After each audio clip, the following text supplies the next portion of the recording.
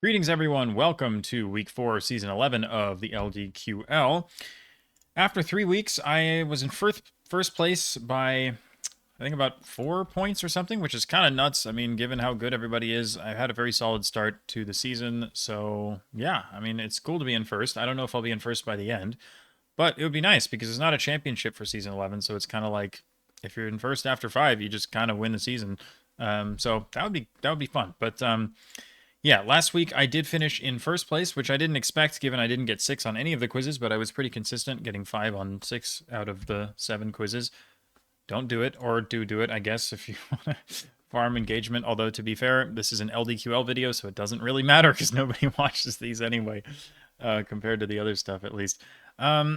Anyway, I was first last week. I was 8th the week before, and I was 2nd in week 1. So yeah, week 4 out of 5. We are going to start with the general quiz, which is game night. It's kind of a general quiz, except if you know board games, it's easier.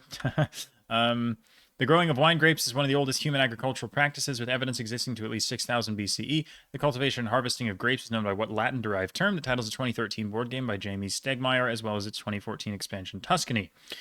So the cultivation and harvesting of grapes is called viticulture. By the way, common link here is I'm not going to know anything about the board games. I've played a few board games in my life, but I don't know, like, I'm not like a board game nerd. I don't mean that. I don't mean that like pejoratively or anything. I'm just saying it's just not something I'm like super into. So I'm gonna have to get them through the other clues. But yeah, viticulture. This comes up in my daily subdivision posts and stuff. It's just a word that means winemaking. Also known as just-in-time manufacturing, what is the name of the lean manufacturing and progress tracking technique known for its namesake cards, developed by Taiichi Ono for the Toyota Motor Corporation? From the Japanese for billboard or signboard, this technique titles a 2014 board game and its more environmentally conscious 2020 sequel by Vital Lacerda, wherein players optimize and innovate at a car factory to stand out at a board meeting. Absolutely no idea what this is. Like, not at all. I'm going to say K because the K car is a thing. In Japan, it's like those little cars, like the little baby-looking ones. Those are called K cars, I believe. So, best guess I have, it does mention Toyota, so it could be car-related, but I've never heard of this, and obviously I've never heard of the game, so unlucky. Number 3, stemming from the Nahuatl for birthplace of the gods, what is the name for the pre-Aztec city in the Valley of Mexico? This pre-Tenochtitlan locale names a 2018 board game by Daniele Tascini, in which players command a force of worker dice to competitively construct the Pyramid of the Sun. Pyramid of the Sun is probably the most famous landmark at Teotihuacan. Not easy. I just know some Aztec sites. There are a few notable ones. Teotihuacan is definitely one of the most notable. But I don't think that's an easy question. Number 4, in music theory, what is the name of a specific and fundamental note that names and typifies a given chord? This term alternately describes the vascular plant organ responsible for nutrient uptake, which is probably the more likely reason it names a 2018 counterinsurgency board game by Cole Wehrle, in which players control cute woodland inhabitants vying for control of the forest. So, I don't know, but the best guess I can think of is root. I mean, a plant organ that takes in nutrients. I mean, it sounds like a root to me, and like a root note. I mean, that would make a lot of sense with, what that word means in other contexts. So it's like, definitely could be this, although it is still a guess. So I just hope it's the right guess. What metric, which is about 10 centimeters for Melisuga heleni and about 3.7 meters for Diomedea exulans, titles a beautifully illustrated engine-building 2019 board game by Elizabeth Hargrave, whose player actions include storing food and accumulating eggs. Punny titled sequels to this game in 2024 and 2025 instead involved fish and worms, spelled with a Y for some reason. This one I thought about for a while because I wasn't really sure what was going on, but I came up with something that I kind of like, which is wingspan. So I think we're probably talking about birds. It would make sense that there are some birds with tiny wingspans and some birds with giant ones. 3.7 meters is kind of insane. Like that's a lot, but it wouldn't shock me if, like, the biggest albatross or whatever has that big of a wingspan. And I think 10 centimeters would work for like I don't know, probably a hummingbird or something. But I think it kind of works because we're talking about storing food and accumulating eggs. And it's like, okay, what animals lay eggs? It's like birds, sure. There's also like amphibians and fish, etc. But fish are mentioned late in the question. So it's like, wouldn't shock me if we're talking about birds. And it's like, what's a metric that, relates to birds? I was trying to think of, again, other things that lay eggs and what's a metric that, would be roughly these lengths. And I couldn't think of anything else. So I think this, honestly, is probably right. I think it makes a lot of sense. but who knows? I could possibly have gone down the wrong path. Venezia, Samarcanda, Karakoram, and Beijing are locations in a 2015 board game by Simone Luciani, in which the players trade a variety of goods, including camels, spices, silk, and gold, and relive the journeys of what real-life historical figure or his uncle Maffeo. Surely Marco Polo. I mean, a guy who started in Venice and ended up in Beijing. I mean, that's just Marco Polo, right? Just Italian guy who went to the east. So, yeah, that's just surely the answer. And I think I will enhance Teotihuacan. I think viticulture isn't easy either, but I think number 3 is harder. And I feel pretty good about all of these except for number 2. So we'll see if, again, Rude is a guess, but it just kind of feels like a good guess. So we'll see. Rude is correct. Nice. Wingspan, Marco Polo, Teotihuacan, Kanban, and viticulture. 5 out of 6 is what I expected there. Kanban, I've never heard of in my life. That seems like a super difficult question to me. Maybe the board game is more famous than I think, or heck, maybe the manufacturing thing is as well, but I certainly haven't heard of it, so I am okay with a 5 there. We had quiz 2. This is the sequences quiz. So this one confused me for a second because for some reason question 1, question 2, question 3 are like labeled as cards, and I was like, are these parts of the sequence? But no, they're just question labels. So German Empire from 1871-1920, free from 20 to 39, and then the German Reich from 39 to 45. So I was thinking this could be like First Reich, Second Reich, Third Reich, but it's not because I'm pretty sure the First Reich is the Holy Roman Empire. I think the German Empire is the Second Reich, and then free is just, I don't know. I guess it's what Germany was governmentally between the German Empire and Nazi Germany. But I think this is just like what was Germany between, like, just chronologically, right? The thing is, I don't know if it wants me to say West Germany or East Germany, or if I'm supposed to say East and West. Like, I genuinely don't know. I feel like West Germany was kind of like the main Germany, like the non-communist one or whatever. So I feel like maybe I just go with West Germany. And then I say it's 1945 to, I think, 89, because that's when the wall fell, if I'm not mistaken. I'm not very good with years, but I do think that is when the Berlin Wall fell. So I'll just say 1945 to 1989 and hope that's what they're going for. I'll be sad if it's East Germany or something similar, but this is the best that I'm going to come up with. This one is annoying me. What comes forth in the sequence? G1, S phase, G2 blank. I'm pretty sure this is biology. Like, this is something that I've seen before, but I can't remember what this sequence actually is. Like, I know that it's some, like, I thought it was like mitosis, but I think it's, mitosis is like prophase, anaphase, metaphase, telophase, or whatever. So it's like, it's not that. So it's stages of something, some kind of biological process, if I'm not mistaken. But unfortunately, I don't know what. I'm going to maybe guess like the Krebs cycle. I know that I think that happens after glycolysis, which I thought it was just glycolysis, but maybe G1 and G2 are like stages of glycolysis is kind of my thought here. So like the Krebs cycle could be what's after that. But I don't know. I've definitely seen this before, and I feel like I'm wrong, but I can't remember what the sequence actually is. So I'm just going to have to give up and guess Krebs cycle. Number 3, what comes forth in this sequence? Zuckerberg's multinational corporation, museum at 1000 Fifth Avenue, and Acadia National Park State. So Zuckerberg's thing is Meta. 1000 Fifth Avenue would be the Met in New York City. So Meta to Met, and then the third one is Maine, of course, but that can be abbreviated as ME. So META, MET, ME, and finally the letter M. 1000 in Roman numerals.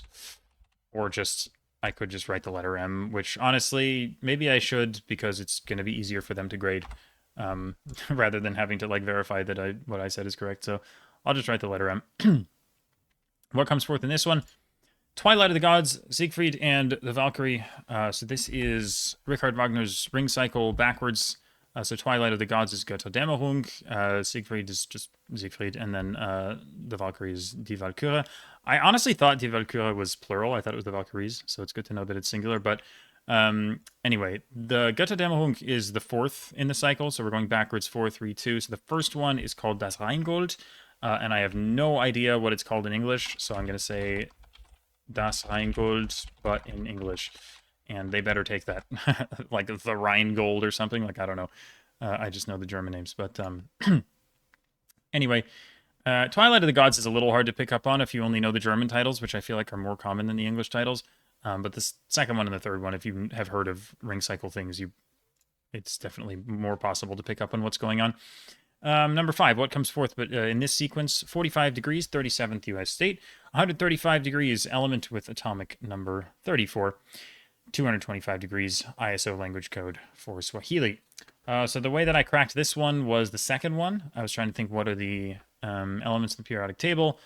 So I think it's 31 is gallium, then it goes germanium, and it's arsenic, selenium, and then bromine and krypton. So selenium is number 34, which has chemical symbol Se. It took me a sec because I was like, what are these other things? In Swahili, is it SW? Is it SH? Is it SI? Whatever. But I eventually realized, like, the degrees thing has to be significant in some way. I'm thinking, is it like a unit circle? Is it like pi over, whatever, like that kind of thing? Like 3 pi over 2 or whatever 135 degrees would be, or 3 pi over 4. That's whatever. You know what I'm talking about. Anyway. It's not that, but it's cardinal directions. So I realized, SE is for selenium. SE is also southeast. So we're starting at the top, I guess, starting at north. 45 degrees clockwise would get you to NE, northeast, which is Nebraska. SE would be selenium, like we said, and then 225 degrees would be southwest, Swahili. So northwest would be the last one, which would be 315 degrees between 270 and 360. Degrees. No worries is something that NW stands for. And then finally, what comes forth in this sequence? This one was annoying. I mean, I figured it out because it's obvious enough that we're doing binary numbers, but I hate converting between bases. I find it really annoying, and I find that trivia questions... Well, there's this one trivia league I'm in that does it like way too often, that like asks you to convert into like hexadecimal and stuff, and I'm like, I don't care. Like, I can do it, but I don't care. It's just like so boring and tedious. Anyway, 1 in binary numbers is 1. Shocking, I know. 1,000 is 8, because like 10 is 2, 11 is 3, 100 is 4. Anyway, so like 1 is 1, 10 is 2, 100 is 4, and then 1,000 is 8. Anyway, so it goes 1, 8, 1, 1, 0, 1, 1 is 27.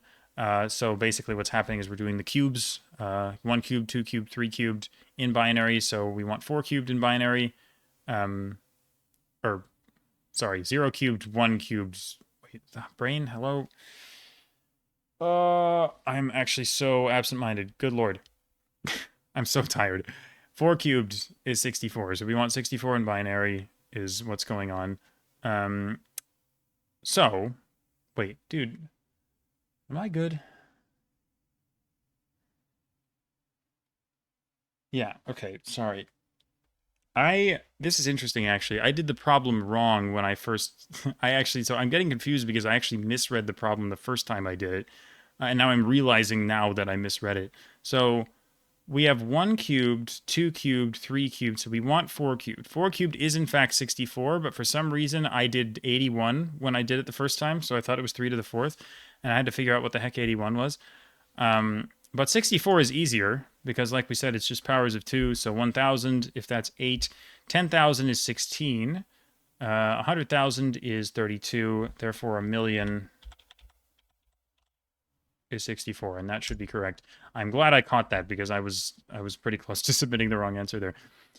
Okay, I think I will enhance the ring cycle because I don't think it's common knowledge to know the names of the parts of this. It's just like I know this, but like even if you know what's going on, you still have to know it's called Das Rheingold, and I really don't think that's easy.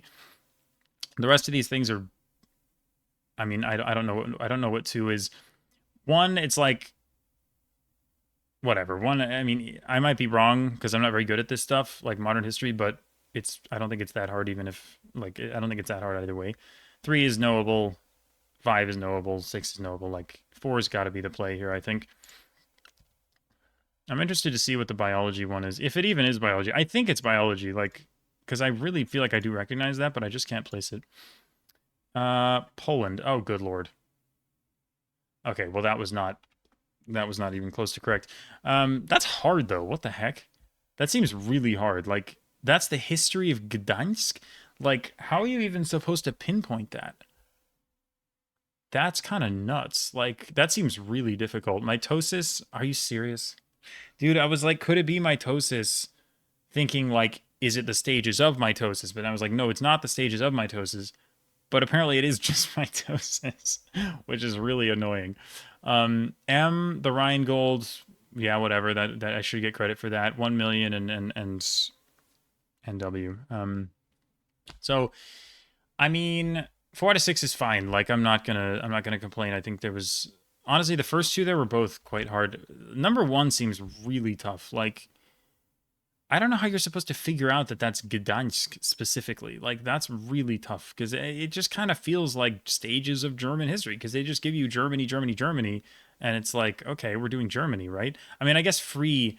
I guess that's what's happening. Like right because it wasn't free Germany, right? It was called like the Weimar Republic. So I guess it's different. So it's like I should have known that there was like it was a little off to just be Germany, but the free city of Gdansk. I think that's the way you're supposed to get that is to realize oh, it's a free city, but that's not the line of thought that I went down, which I think is a little bit of a skill issue, but I still think that's quite hard.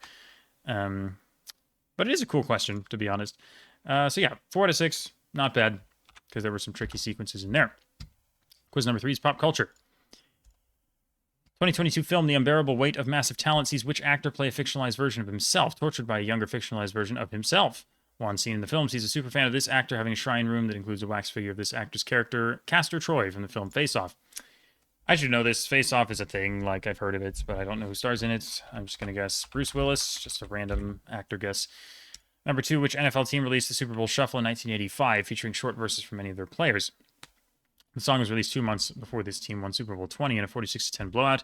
In the song, players introduced themselves by their monikers, including Sweetness, The Fridge, and the punky QB known as McMahon. Unfortunate because I have some NFL knowledge, but my NFL knowledge is like current NFL knowledge. I don't know NFL history from before I was born. So this is a bit rough. I have heard of The Fridge. Like, The Fridge is definitely a famous NFL nickname, but I don't know who it is or who he played for, unfortunately. Like, I'm not going to be able to pinpoint that. So I just have to make a guess and hope, basically, that I'm right. So I'll go for the Pittsburgh Steelers. But sadly, I don't know. Who Lives, Who Dies, Who Tells Your Story, in which the characters repeatedly ask the audience who tells your story, and the final song is the final song in what Broadway musical? The title character's wife sings the bulk of the song, heartbroken over the title character's death. This is Hamilton. Yeah, I don't know. Who Lives, Who Dies, Who Tells Your Story? That's a famous line from Hamilton, which I have seen before, so helps. Number 4, in a parody film, after desperately trying and failing to locate Princess Vespa, the two bad guys watch a VHS copy of the film they are in and skip forward in order to locate her. What film? This is Spaceballs. Another one I have seen. It is a pretty funny movie. It's been a while since I saw it, but I remember Princess Vespa is definitely the name of the princess in Spaceballs because it's just kind of a funny name. But yeah, it is. There's some very funny, memorable lines from that movie. Like, I'm your, what is it, like, father's brother's, like, boyfriend's cousin's former roommate or whatever. Classic. All right, number 5. What TV show completely jumped the meta shark in season 6? In an episode from that season, the main characters are transported to an alternate universe where there are actors named Jared Padalecki and Jensen Ackles, and they star in a fictional TV show with the same name as the actual show. So, I don't know. Like, I'm going to say Happy Days because I'm pretty sure that the whole jump the shark thing, like that phrase originates from Happy Days. But I don't know if that's actually what we're talking about here, or if this is just like another TV show that did the same thing, because I don't have enough knowledge to know anything about what's being asked about here. So I'm just going to say Happy Days and hope that's what they want. And then finally, 2011 advertisements for which troop included the tagline, "They're not Russian, they don't fly, and they're not brothers." I have no idea what's going on here. Like, I have no idea what is happening. Like, I'm going to say, like, Blue Man Group. Like, it's so wrong, but like I don't know what's happening. Like I don't know what the whole Russian thing. Like this is probably just some comedy thing, like comedy troupe, I guess that I haven't heard of. But like I'm so lost. Like I don't even have an idea for like how to make heads or tails out of this question. So I'm just not gonna.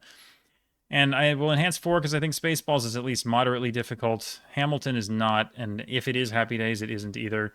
The first 2 I think are probably relatively tricky, but I just don't know them. And then 6 I certainly don't know. So this is a very hard quiz, honestly. And I'm just bad at pop culture, so it was never likely to end that well, but see if I got some of them right. Supernatural, great. Okay, Nicolas Cage, Chicago Bears, good lord. I just got 2 out of 6. That's not good. Yeah, it's been a while since I got that low of a score on a quiz, but again, that'll happen to me sometimes with pop culture.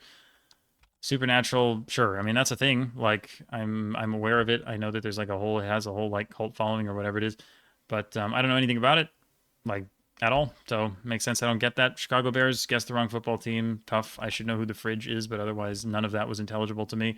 Nicolas Cage, again. I guess it's a skill issue. I should know what Face Off is. And then Flying Karamazov Brothers. What the hell is that? What? Is that like a known thing? Like, am I just under a rock? I mean, I guess it makes sense, flying Russian and brothers, but like, I've never heard of this. Like, that seems a little insane, but I don't know. Maybe it's a me problem. Quiz 4 is all about bronze things. The Bronze Horseman is an equestrian statue of Peter the Great, which stands in the Senate Square of St. Petersburg, which celebrated Russian poet wrote a poem in which the same bronze horseman comes alive and chases the central character in the midst of a flood. This poet is also known for a long poem in which the titular superfluous man, Eugene Onegin, kills his friend Lenski in a duel. Of course, Alexander Pushkin, probably the most famous Russian poet. He wrote The Bronze Horseman and Eugene Onegin. England football right back Lucy Bronze was a cornerstone of the side that won the 2025 Women's Euro, revealing after the final that she had played the entire tournament with a fractured tibia. For what English club does she currently play alongside teammates such as Sam Kerr, Hannah Hampton, and Lauren James? Despite being the most successful women's club in England, their historic rivals Arsenal won this year's Champions League. So I first thought it was Spurs, Tottenham Hotspur, because that's Arsenal's rival in the regular Premier League, like the whole North London derby thing. But with women's football, I'm not aware of a women's Spurs team. It probably exists, but like I feel like Chelsea is much more notable. And I don't know why I know this. It's like I don't really follow women's football, but it's like in FIFA, for example, there are a lot of like they have women in like Ultimate Team now, and it's like I'm aware of like some of the players and stuff. And I think there are quite a few that play for Chelsea, at least in my head there are, and I can't think of I don't even remember ever hearing about Tottenham Hotspur women. So given Arsenal and Chelsea are also both in London, it would still make sense for them to be rivals. And I'm just thinking that makes a little bit more sense, but I'm not sure. Maybe I'm shooting myself in the foot. Everyone's favorite Dotaku Pokemon is undoubtedly Bronzong, a Pokemon introduced in Generation 4's Sinnoh region. Gen 4's main series games consisted of a trio of titles, including Diamond, Pearl, and what metallic element. This most ductile of the pure metals is often used in catalytic converters due to its stability and resistance to corrosion. This is actually the only Pokemon game I've ever owned.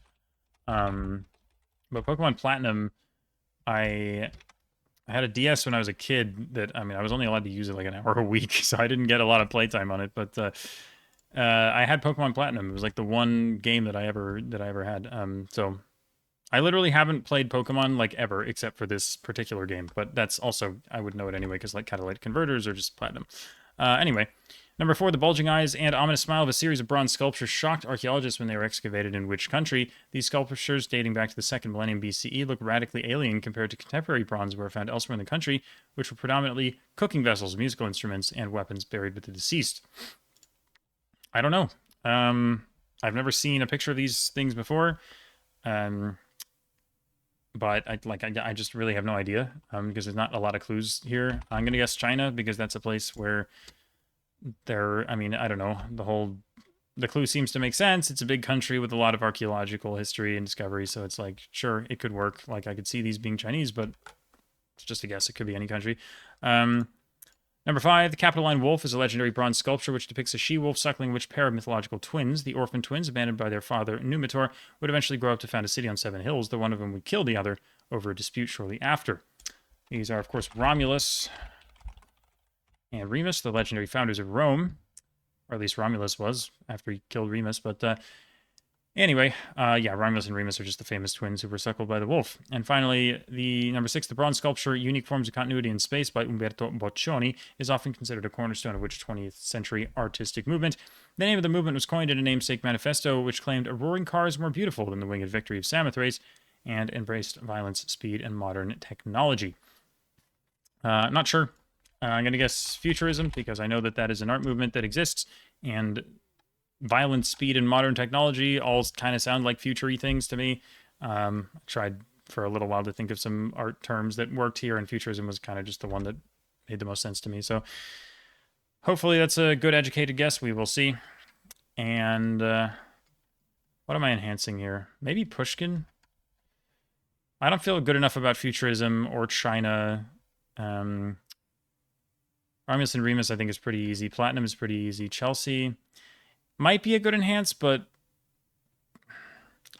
like people might just guess that anyway. Like I don't know if it's that hard, and also like I'm still not sure that it's right. Like I feel better about it than like certainly number 4 and also number 6, but I think number 1's just the best enhanced because again, people always tend to know less literature than I think they do because it's just like I know a bunch of stuff from Quiz Bowl and I always expect it to be easier than it is. So I think Pushkin's a pretty decent choice here.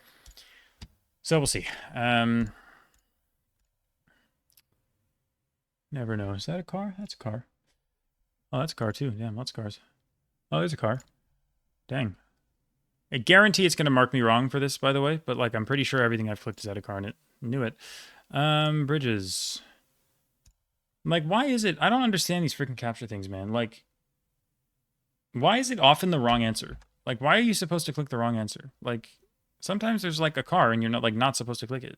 Or it's like the little thing like pokes into one of the other squares, but you're not supposed to click the other square. How am I supposed to know that? Like, it goes into the other square. Like, what? Like, why would I not click it? Anyway, ridiculous. Hopefully this is right. It is. Pushkin, Chelsea, Platinum, China. Unbelievable. How did I get 6 out of 6 on that? That's why China's correct. That's crazy. Like, I knew that China is like, you know, it's always a decent guess, I suppose, for that kind of thing. But it's like, I mean, that could have been many, many things. Like, that is super fortunate. And then futurism as well. Again, like I felt okay about that guess because it kind of made sense with the cluing, but it's like, I don't know. Okay, well, that's a good rebound because quiz 3 did not go very well. So I'm very happy, actually, with getting a 6 out of 6 because that was not an easy quiz either. Number 5. What mammals are the beneficiaries of a 1973 treaty between Canada, Denmark, Norway, the Soviet Union, and the United States? The treaty prohibits trade in any part of the animals and any hunting for sport. Killing them is now only allowed for limited scientific, safety, or traditional purposes. My first thought was whales, but I'm pretty sure that whaling is still a thing, especially in Norway. I think it's legal in Norway, Iceland, and Japan, I think, are the countries where they still hunt whales and eat them. But I don't think it's whales, and I eventually thought of polar bears, and I think it just makes more sense. I guess I didn't think of, like, Norway as having polar bears. Maybe it does. I just wasn't aware of that, and it kind of scares me because it's like, what if it's something else? What if it's like walruses or like some other animal? But I think it makes more sense than whales, and it makes sense that they would be protected. So it just kind of seems like the best option here, but I'm like a little bit worried. Oh, it's Svalbard. It's Svalbard. That's why Norway has them. I think that's what it is. Okay, you know what? I just thought of that, and it makes a lot more sense now. The Treaty of Prespa in 2018 ended a dispute about one country's name by renaming it to what currently used name. The name, made ambiguous by over 2,300 years of political, geographic, and cultural use, was seen by the other party as a claim on its northern territory. So North Macedonia, formerly known as the former Yugoslav Republic of Macedonia, and Greece was like, hey, Macedonia is ours, so you have to be North Macedonia, I guess. But Lake Prespa is the lake on the border between North Macedonia and Greece, which is why I'm confident about this. So yeah, question 3. In the Nuremberg trials, the prosecution faced the difficult legal question of what crimes to try the Nazi leadership for. 2 main charges, the crime of aggression and war crimes, were based on the established treaty law. But to capture the enormity of Nazi crimes that went beyond mere aggression and conduct on the battlefield, the prosecution added what third charge? Some controversy as there was no precedent treaty on the issue. Best guess here is crimes against humanity, because that's just another word for bad crimes that I can think of, and it sounds a little bit worse than the other two, which kind of seems to fit the clues, so I feel pretty decent about that, although, again, it's just kind of a guess. The area is law of the sea jargon for the seabed beyond any country's continental shelf. The UN Convention on the Law of the Sea declared the area to be the common heritage of mankind and established the International Seabed Authority to develop rules for how countries could use the area for what controversial practice. This practice has been in the news in 2025 because the United States plans to issue unilateral approvals to companies to conduct this practice as a way to secure a new source of critical minerals. I'm guessing it's like fracking. It could also be like oil drilling or something. I don't really know what the difference is between these things, but like fracking is when you like drill into rock to find valuable things, I think is what it is. So kind of just makes sense. Fracking is obviously a controversial thing, has been for a long time. So I think it's a reasonable guess. But again, I am kind of guessing on a lot of these things. Inspired by a near brush with global disaster in the region in 1962, the 1967 Treaty of Tlatelolco declared that all of the Americas, aside from Canada and the US, would be kept free of what? The agreement inspired similar treaties for Africa, Southeast Asia, Central Asia, and the South Pacific. Not sure, but nuclear weapons seems as good a guess as any here. Because, like, near brush with global disaster in the 60s kind of seems to check out for that. So, never heard of the treaty itself, but again, it just kind of works, I think. And then finally, in the 1960s, before Mauritius gained independence, the UK split off the Chagos Archipelago into the British Indian Ocean Territory, which remained British, to host a joint US-UK military base. In 2019, the International Court of Justice issued an advisory opinion which ruled that the UK had broken the international rules around what process in creating the BIOT, and directing the UK to complete the process as soon as possible.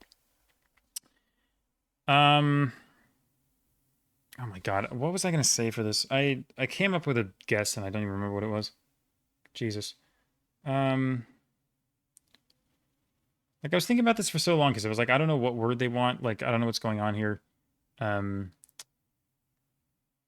what was I going to say? Let me pause and come back and try and remember what the heck my answer was for this.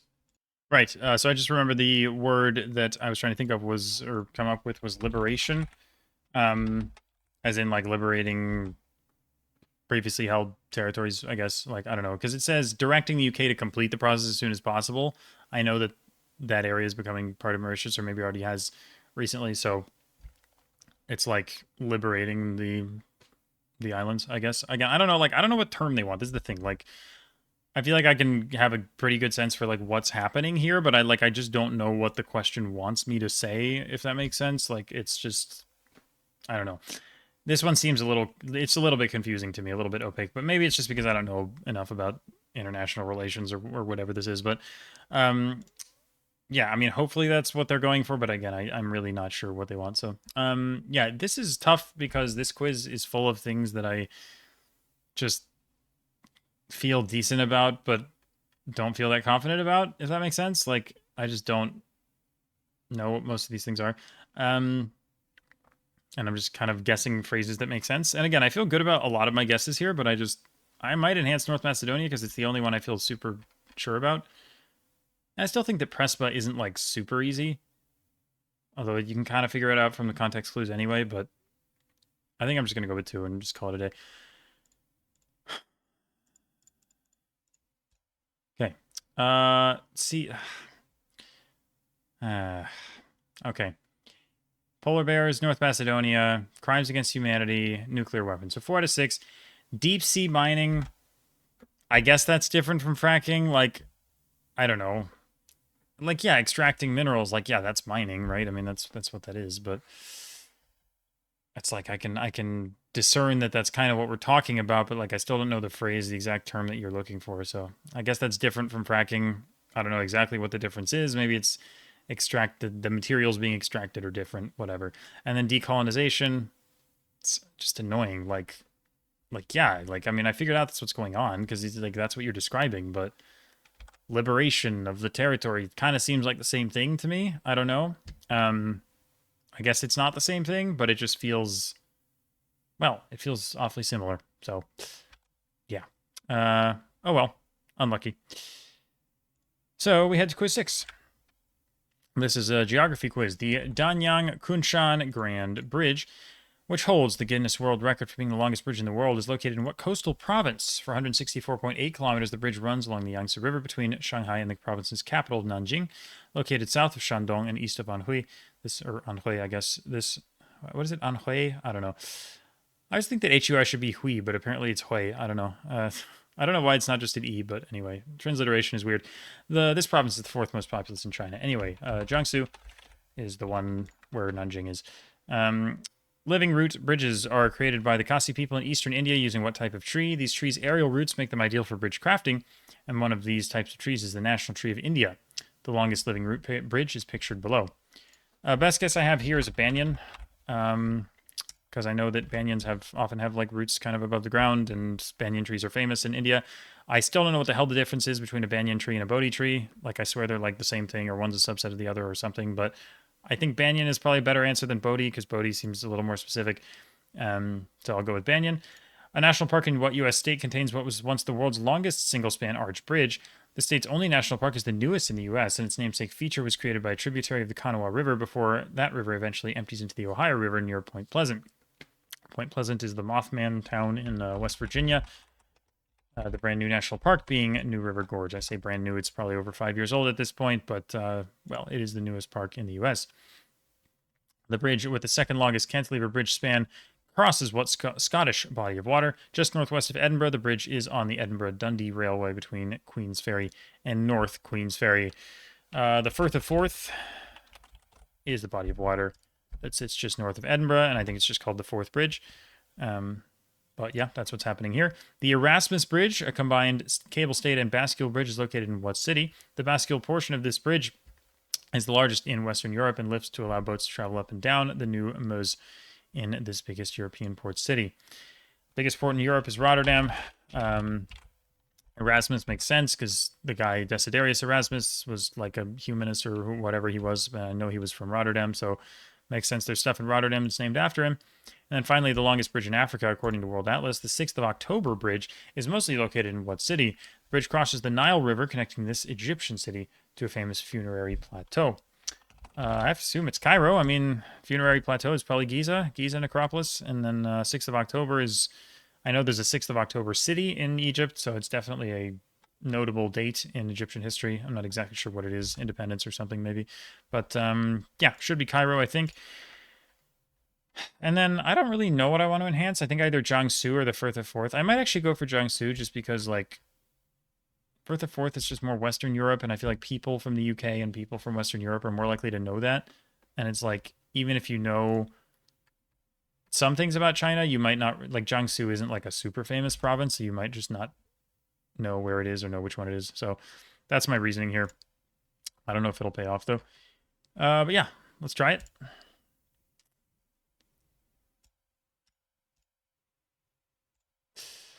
Jiangsu, Banyan, good. West Virginia, Firth of Forth, Rotterdam, and Cairo. That is 6 out of 6. Yeah, we take those. Nice. I'm glad it was a Banyan. I didn't actually feel super confident about that, but it just kind of made sense, and everything else was relatively straightforward. So nice. Final quiz of the day, number 7. It is science. Iron below 0.1 Kelvin. Mercury below 4.15 Kelvin. Niobium below 9.25 Kelvin. Magnesium boride below 39 Kelvin. And YbCO below 92 Kelvin. All exhibit what property? So I want to say, like, I was going to say superfluidity, but that doesn't make sense because superfluids would have to be fluids, and these things would be solids if they were really cold. And then I realized the thing I was thinking of was actually superconductivity. Which, honestly, I felt pretty good about that when I came up with that answer, but now I don't because of, well, we'll get there. Question 2, start with an equilateral triangle. On each line segment, draw an equilateral triangle so that one side is the middle third of the line segment and the triangle faces outward. Then erase part of the triangle that was part of the original segment. Continue repeating this process infinite times. You've just made a Coke what? It's called a Coke snowflake. Or cocker, but good lord. Why did I do that? Why did I do that? Why did I decide to say it? I would like, well, just say Coke or even like Koch or something. Like, why would I? I'm tired, man. I'm not making sound decisions. Please go easy on me. Number 3, in the third degree of what cold weather condition do the layers below the skin freeze, often leading to blood blisters, bluish discoloration of the skin, and pain that can last weeks after the injury? So my first thoughts were frostbite, and like hypothermia was another thought that I had. I kind of prefer frostbite because it just kind of feels more like what we're describing here.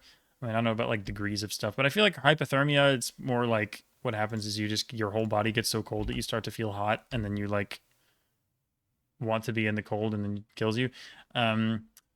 Frostbite, I feel like, is more like you have an injury that makes your skin go weird and like just kind of ruins, you know what I mean? I don't know. I'm not doing a very good job describing it, but This kind of sounds more like frostbite to me, but again, it could be something else too. I mean, there's other cold weather things. It's just like kind of the first thing that came to mind. Number 4, cold water feels colder than cold air, in part because water has a higher thermal what? The inverse property is known as thermal resistivity, and materials with high thermal resistivity can protect you from cold or hot things. Right, here's the thing. So, opposite of resistivity, conductivity, right? And I'm quite sure that thermal conductivity is a phrase because I've heard that phrase before. Here's the thing. Why is the answer to this conductivity if the answer to that is superconductivity? Like, huh? Like, I feel like one of these has to be wrong because it's like, why would you put those two answers in the same quiz? That just doesn't seem right at all. But I'm gonna say both because I can't think of a better answer for number 1. I thought for a little while I couldn't think of anything else that made any more sense. And then 4, it's just like I feel like that's just what this is. Like thermal conductivity is a thing, so I'm not gonna say anything else here. But it's weird. It is weird. Number 5, deriving from the Latin for spring, what term is used for exposing plants to long periods of cold temperatures, such as what they would experience in winter in order to cause them to flower? No idea. I mean, Latin for spring, I would guess like primavera, because that's the Spanish and the Italian for spring. So primaveration, like, there's no way that this is right. Like primaverization, but it's like something like that. Primavering. The Latin word for spring is probably not primavera. However, I don't know what it is. So there's only so much that I can do here. So I'm just going to guess primaveration because I couldn't come up with a better guess. Number 6, the temperatures on the surface of what planet can range from 420 Celsius when facing the sun and negative 170 when facing away. This can be a long period of cold weather since tidal locking with the sun causes a day on this planet to last around 176 Earth days. So Mercury is the one that is really, really hot when it's facing the sun and really, really cold when it's not because it doesn't have an atmosphere. Or at least it doesn't have much of one. So like it just doesn't like hold temperature. It just fluctuates like crazy. And it's not Venus because Venus has an insanely thick atmosphere with a bunch of clouds. So it's just hot all the time, no matter what. So this one should be Mercury. And finally, what do I enhance? I'm kind of scared about 1 and 4 now because they're like the same answer. So I think I will enhance number 2 because I think Coke Snowflake isn't easy. Frostbite, if it is that, feels more guessable, and even if it isn't, well, if it isn't, then I'm wrong, so I don't want to enhance that. And then Mercury feels fairly easy as well, so yeah, I'll go with number 2. And we'll see what the situation is with the conductivity, I guess. Which one of them is wrong, or if those really are just the answers. No, yeah, those really are just the answers. That's so weird. Why would you? Okay, whatever. I don't know. Maybe they should have play tested this one more time, but not a big deal. Okay, 5 out of 6. I'll take that. Vernalization, I've never heard of. Vernal, I guess like vernal equinox. Sure, like that's the spring equinox, right? So that makes sense. But like vernal, I guess, isn't it? I must just be misremembering. I thought verano in Spanish was summer. Am I going crazy? I thought that was summer. Maybe that's spring. No, primavera. Isn't primavera spring? Why is verano? Is that not like the same word? It seems like the same word, same root. So that's kind of weird, but maybe it is different. I don't know. Whatever. Vernal equinox is a thing, so I should remember what vernal is. And I guess primavera, that's where the ver comes from. So yeah, 5 out of 6. I mean, that's fine. Again, like honestly, I still did very well this week other than the pop culture quiz. That one was just very hard. I don't think I'm finishing like first or anything here, but I honestly think I did pretty well. So we will see how it ends up. Yeah, I got 37 last week. Honestly, probably a similar score. I think a little bit lower. So I'm guessing honestly, I think I'll be behind CPI guy and Rasmus, but I might be third here, or at least close. So we'll find out. Deadline's in 1 minute. So I will pause the recording and I'll see you guys when we have the final scores.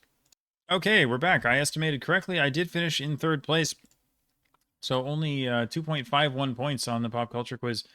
Not the greatest, but I did get 6 out of 6 on 2 of them, and I played reasonably well on several others. So in the end, actually went pretty well. Solid week, and I think I'm still going to be in first here.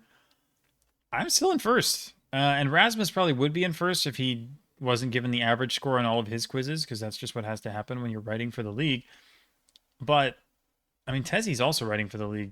So like I mean I'm playing very very well. Like I have had a very strong start to the season and I'm quite happy with this and it feels like I'm overall just kind of improving because I'm doing so much trivia these days, which is also nice to see. So yeah, good stuff. And we'll see if I can close it out in week 5. I might actually be able to win the league. That would be super fun because I haven't done that before. But yeah, that's going to be it for me for week 4. I hope you guys enjoyed another week of the LDQL and I will see you soon for the conclusion. Until then.